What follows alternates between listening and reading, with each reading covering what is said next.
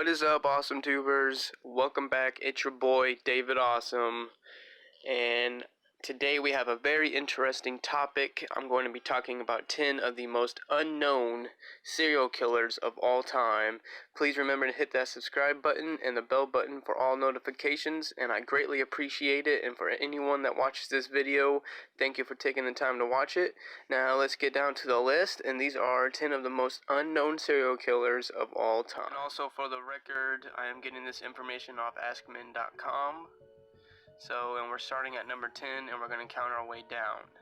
So number 10, we had this guy on our last list of 10 of the most deranged serial killers, Gilles de Ros. I might be pronouncing that wrong. It's a really old name, known as the sadistic aristocrat.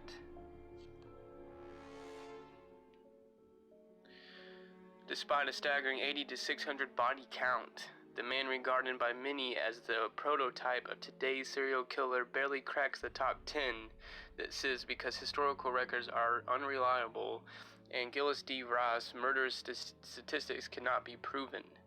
De Ros was a wealthy and powerful 15th century French nobleman who once fought side by side with Joan of Arc.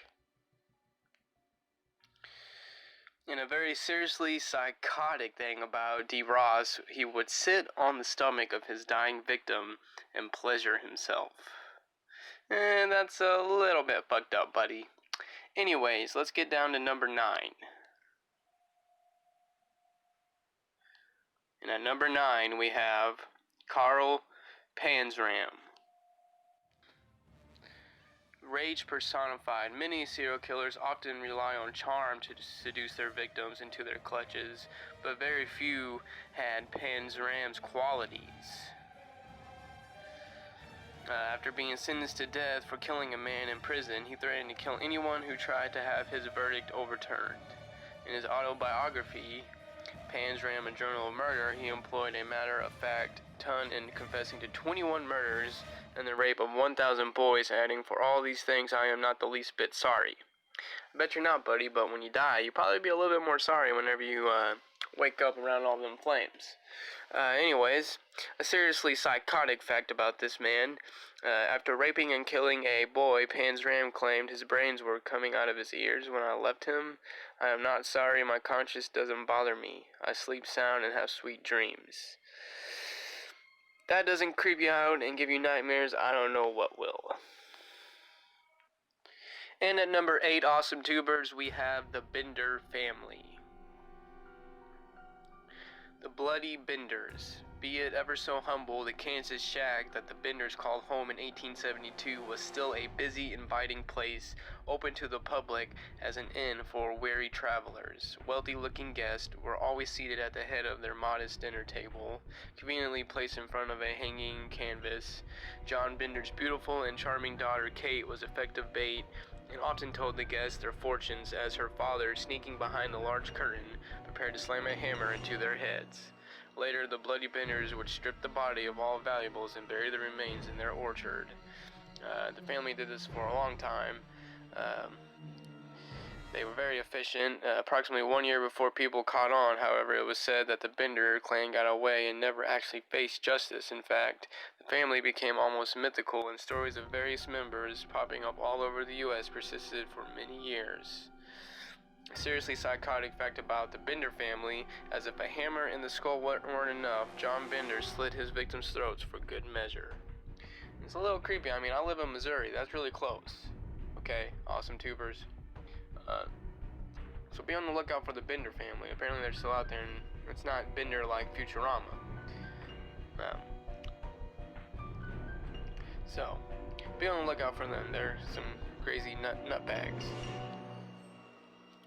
And forgive me if I mispronounce any of these names, because some of these names are really old and I'm not familiar. But number 7, we have Helene Gigadeo. Gigadeo, a domestic servant in 19th century France, must have been an impatient woman. If someone irked her, she didn't give them many opportunities to apologize. So now we have a woman here, everybody. It's not always the men killing people, which generally it is, but every once in a while there's a serial killer woman out there, and this is one of them. from 1833 to 1841, at least 36 people. Wow, that's a lot for a woman serial killer. The vast majority of them employers or boarders who had the poor judgment to, piss her off, wound up dead from arsenic poisoning. Oh, she poisoned her victims, okay. And if you're curious, this is my first time reading through this too, awesome tubers, so we're all learning here. When she hastily declared her innocence without actually being accused, the poisoner was arrested and convicted of at least 3 murders. A year later, she was, got her neck cut off in the guillotine. Like they loved the guillotine back then. That was their favorite thing. Seriously psychotic fact about her. Her first victims included a priest and her own sister. Wow, how could you kill your own sister? I mean, I know your siblings might bother you, but come on, you're gonna kill them? Here is another one that was on, dang it, I hate ads. There we go. This guy was on our last list of 10 of the most deranged serial killers. The Rostov Ripper, also known as the Red Ripper. He's a Russian serial killer. He killed many people. Unfortunately, he's definitely a very evil man. His mother beat him, which probably didn't help, him being evil, every time he wet the bed, but it's hard to blame her when you consider that she had to share the bed with him. Well, yeah, I mean, you can't blame him for that one.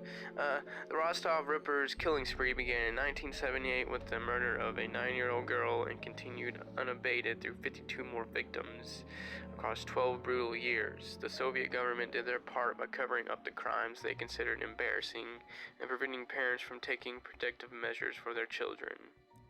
But word finally got out, of course, and local spirit of a werewolf was on the loose.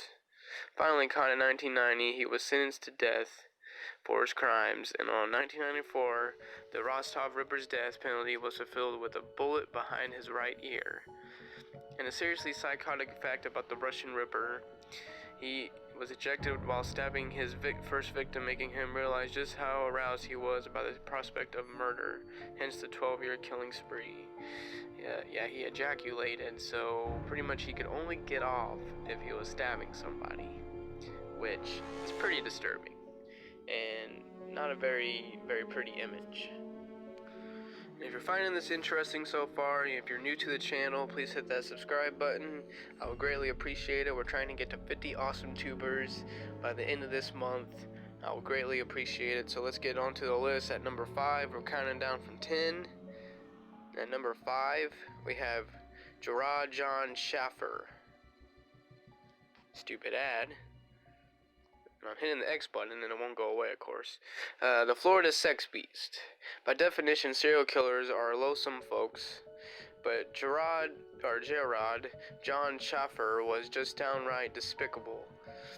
As a boy, Schaffer's hobbies included killing animals, wearing panties, and peeping through windows. Despite his strange childhood activities, he eventually became a Florida cop.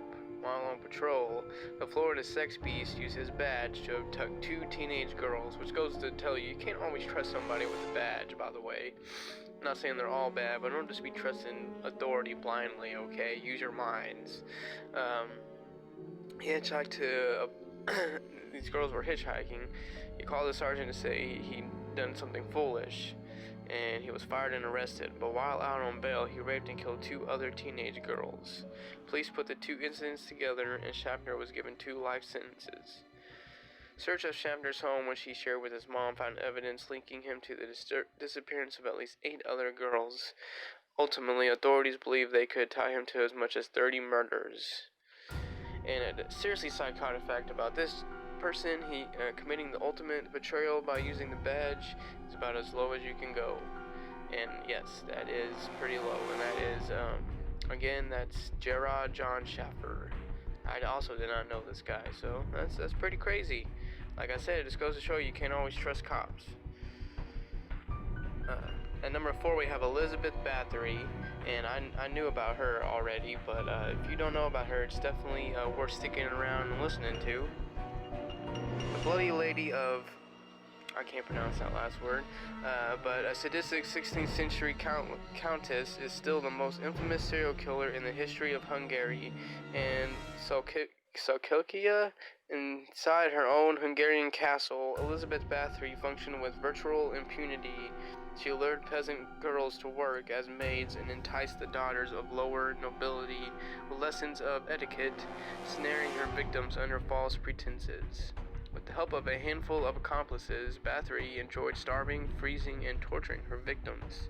The Bloody Lady racked up a significant body count, estimated to be 36 to as many as 200. So this was a very violent woman. You would not want to miss her birthday, miss an anniversary, fuck up a date, anything. Get in an argument with her. You're going to want to agree with this lady. A majority of her accomplices were also put to death, but Bathory's wealth and influence earned her the 16th century's version of an aristocratic house arrest. Imprisonment in her own castle. And a seriously psychotic fact about Elizabeth Bathory: her favorite pastime included burning, biting, and mutilating the genitalia of her victims. Yeah, I wouldn't want her to be my, doctor that looks at my down there stuff. And at number 3, awesome tubers, excuse me, I'm going to try to pronounce this name properly. Friedrich Harriman, we'll go with Friedrich Harriman. The butcher from Hanover. Fritz Harman, an unassuming and sympathetic-looking man, used his friendly manner to serve him well as both a police informant and a sexual sadist. Over 6 years, he murdered at least 24 vagrants and male prostitutes. Killings he considered an act of love. Harman only wanted to bring peace to his victims. It all came to an end when the discarded skulls of his victims began washing up on the shore of the River Lane. The butcher from Hanover had a strict preference for boys he found handsome. In fact, in 1925, while in prison awaiting his execution by beheading, he was shown a photo of a missing boy whom the police believe Harman had killed. After one look at the ugly boy's picture, he scoffed at the idea of killing such an ungainly kid. My bad. And a seriously psychotic fact about Harman, he insisted he was driven by beauty and sensuality. Instead of letting a young man's allure bring him to tears, he would bite his victim's Adam apple and chew through their throat. Not really something you want to do when you, find somebody beautiful. Oh, I find you beautiful. Let me bite your Adam's apple out. So he's seriously psychotic. And number 2, we have Karl Dinky. I can't pronounce his last name. But there he is. The Zebice Cannibal. Everyone knew and seemed to like Karl Dinky. He was a good Christian who played the organ at church. He supported himself with a small business selling a variety of goods, door to door, from leather belts and shoelaces to boneless pork. He was held in such a high regard that he was known as Papa Dinky, but that was all before he jumped off the deep end. In December of 1924, a man stumbled into police headquarters claiming Dinky had attacked him with an axe. Although police initially found this impossible to believe, as authorities went to search his home, he committed suicide. This should have been their first clue. The body count, composed mostly of beggars and journeymen, extended the courtesy of a place to stay. They say he reached anywhere from 20 to 40 victims. And a seriously psychotic fact about Dinky's home: authorities found belts and snaps made of human skin, shoelaces made from human hair, and jars of pickled human flesh, his famous boneless pork. So, don't go over to his house for homemade pork or barbecue. You might be eating somebody. And at number 1, we have Javed Iobel. I can't pronounce that, but we'll go with his first name, Javed. Javed, yeah. The Boy Hunter. Hailing from Punjab, Pakistan. Yeah, I'm sorry, it's a Pakistan name, I can't pronounce that. If any of you are from that area, you probably could help me with the pronouncing it, but I cannot pronounce that name. But Javad, that's probably a Javad. Javad could well be one of the most detested men in history. He went to great lengths to surround himself with young boys. Creepy. He'd be best friends with Hubert. Him and Hubert would be best buddies.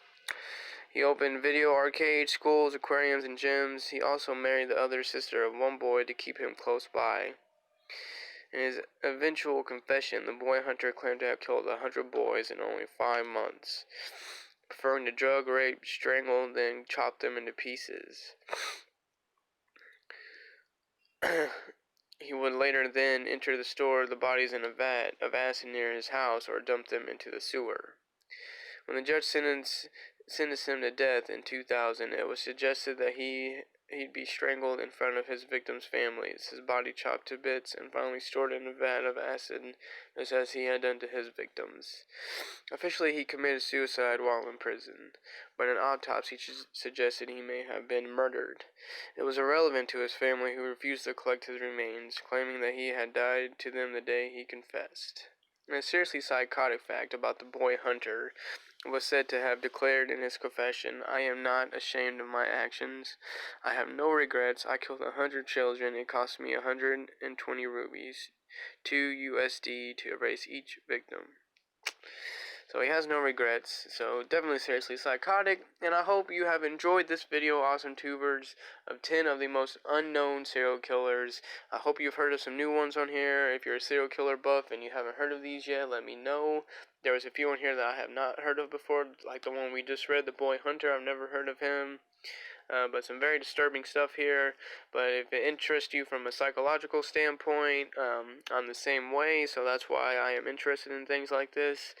It's not because I condone their actions by any means. But for now, I'm going to get off here.